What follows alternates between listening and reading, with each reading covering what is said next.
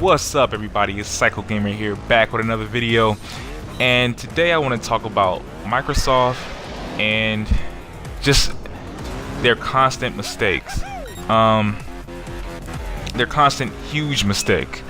I know you're probably thinking, Psycho, what are you talking about? You know, Microsoft just dropped a huge bombshell on us. You know, they're unbundling the Kinect, and we getting the the Xbox One at a $399 price tag. And that's cool. That's not what I'm talking about. I'm talking about their constant E3 mistakes. I feel like, did you not learn from last year? I don't understand how a company could have so much money and not know how to, or not be able to hire somebody, some kind of PR department or somebody who can help you communicate, help you learn how to communicate and when to communicate to your audience or your customers or whatever you want to call it. Let me start off with the first mistake. First mistake I believe that Microsoft is making is going first again at E3. Knowing how Sony is, knowing how, not just Sony, but just knowing how the game is, knowing how it goes. Why would you do that? And the second mistake is thinking that E3 is strictly about games. E3 should be about games. It should be strictly about games, but as we learned from last year, it's not. You know what I mean? If E3 was strictly about the games, then Microsoft was a clear winner last year. Microsoft should have been considered the clear winner last year if E3 is all about the games. Because for a simple fact of Microsoft pretty much showed 90 to 95% games during their E3 press conference, but somehow Sony won.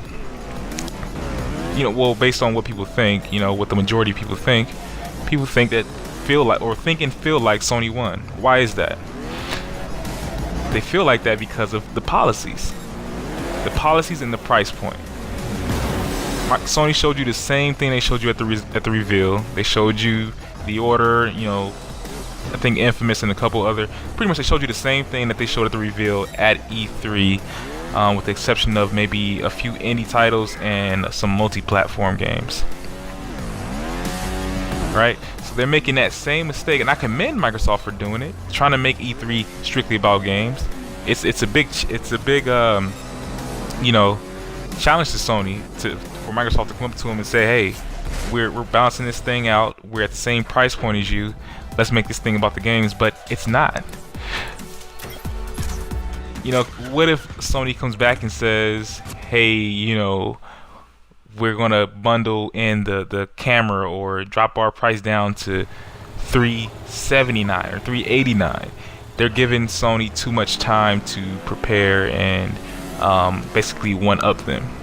And I'm like, how do you not learn from that? But anyway, that's the conclusion to my video. And let me know what you guys think. Do you think that Microsoft is doing the smart thing or doing the right thing and revealing this information so early and trying to make it about games? I mean, I feel like it's the right thing, but I just don't think it's the smart thing to do.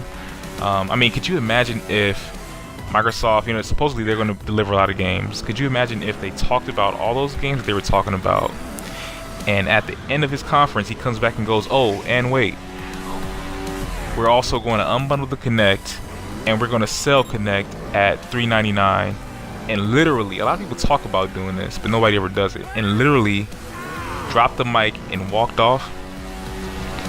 Can you imagine the buzz, the feeling, the message that would have sent to gamers, across the world? Could you imagine what kind of message that would have made? As opposed to them, delivering a lot of games, which is cool, but it's about more than just, the games. It's the way you make people feel, and people want to feel like you're talking to them, especially a big corporation like Microsoft, Sony, or Nintendo, whoever. People want to feel like you're talking to them. So anyway, that's the end of my video. Let me know what you guys think. And that's it for today. Psycho Gamer, and I'm gone.